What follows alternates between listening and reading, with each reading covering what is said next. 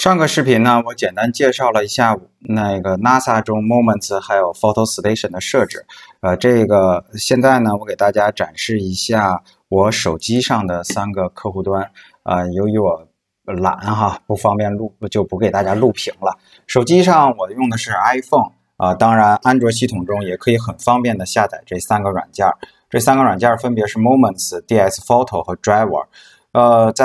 大家先看一下 DS Photo， 在 DS Photo 中呢，我可以选择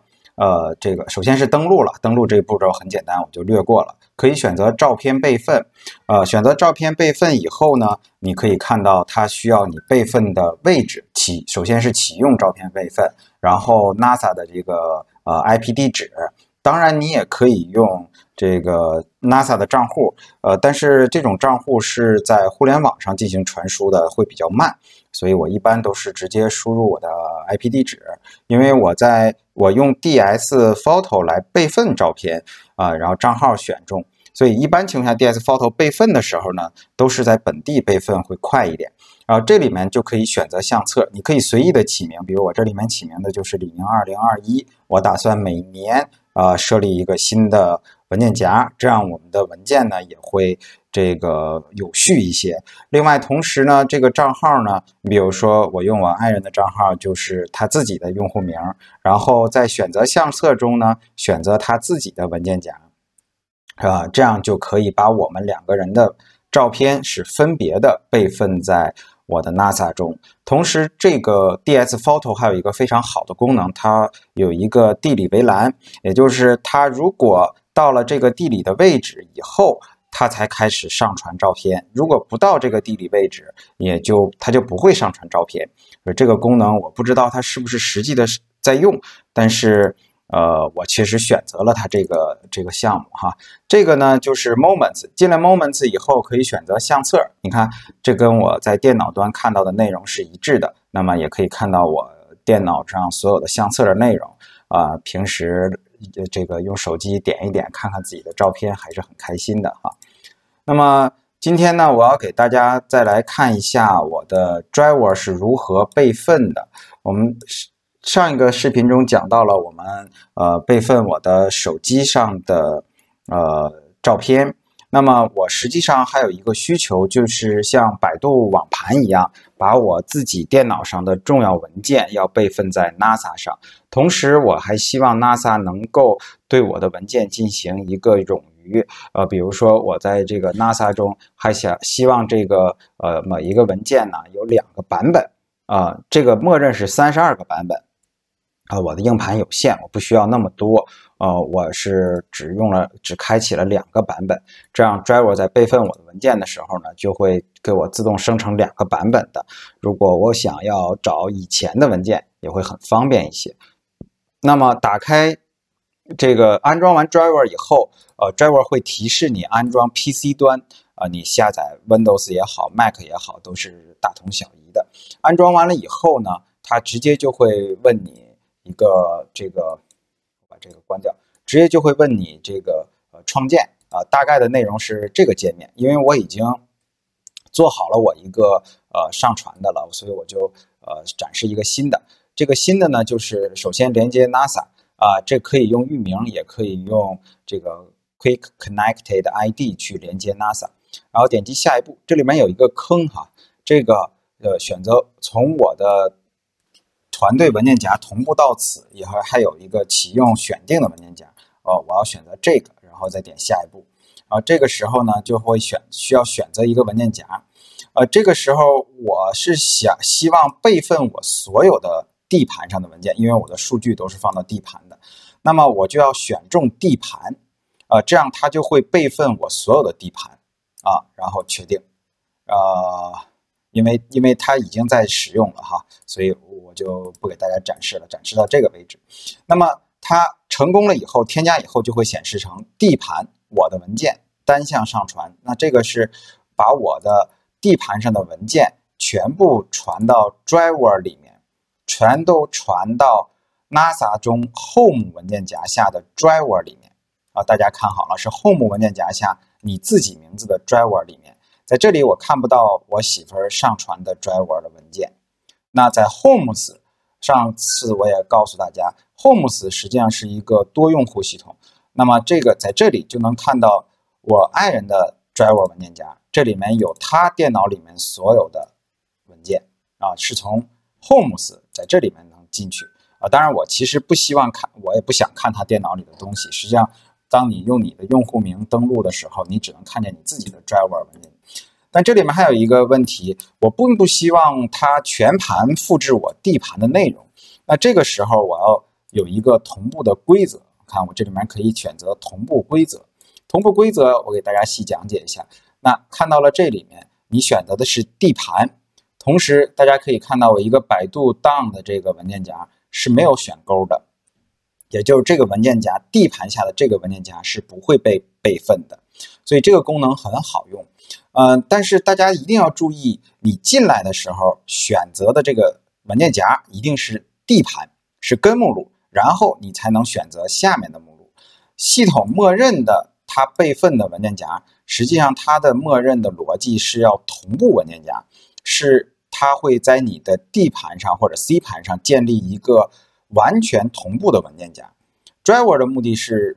创立一个完全同步的文件夹，但实际上每个人的硬盘中的文件管理并不是像他想象那样所有的文件都装在一个文件夹下所以这个时候我就选择的并不是他给我的那个文件夹，而是我要把它选择到 D 盘，也就是理论上 Driver 会全盘复制我所有 D 盘的内容到 NASA 上，但是我选择了 D 盘以后，我进行勾选某些东西，这还可以进行下一步的勾选，比如娱乐里面的电影，这个东西我不需要备份它，所以我在娱乐电影这个位置我就把它去掉了。大家这个逻辑应该能看得懂，它是一个小斜线小杠，就说明这个文件夹不是完全备份的。好，就是这样。同时呢，文件过滤器你可以把一些特别大的文件不被备份，我觉得这些都没有什么意义，我都是默认的。同步模式呢是选择单向上传，它的意义在于我的目的是为了冗余和备份我的 D 盘。如果我在 D 盘上误删除了一个文件，那么在 NASA 中我还可以把这个文件找回，所以我是选择的单向上传，并不是双向同步当然如果你需要双向同步呢，是你可以选择双向同步。在服务器上保留本地删除的文件，这个字面例很好理解。那么在服务器上定期我可能就会把，比如说我在最开始的时候就把电影全都传到了服务器上，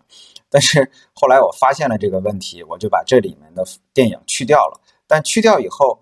服务器中的 Driver Home 我的文件夹下面就还有这个电影，那怎么办？你手动删除它就好了这样就实现了这个你电脑的文件的全盘备份。同时我们给大家展示的这个我的手机端也有 Driver 这个文件，那么我这台黑群灰是洗白了的，可以用我的这个群灰的 QuickNet ID 去连接，也就是我在家外头不开电脑的情况下，我也可以打开 Driver 访问到我电脑上 D 盘的文件夹。实际上它真正访问的是 NASA 的，但是 NASA 的文件夹是跟我电脑实时同步的所以这个就解决了我电脑文件备份的问题然后这里面还有一些同步日志，第一次同步确实花了很长时间，但是上传速度还是有保障的这里面大家可以看我这里面并没有选择让你备份多少个的，就是一个文件，比如说我一个 Word 文件，我想备份它3个版本、4个版本，那这里面并没有。那这个怎么办呢？实际上它是在这个位置，这个地方容易出坑就是在 Driver 控制台里面在这个我的文件就有个版本控制在这里面控制版本的数量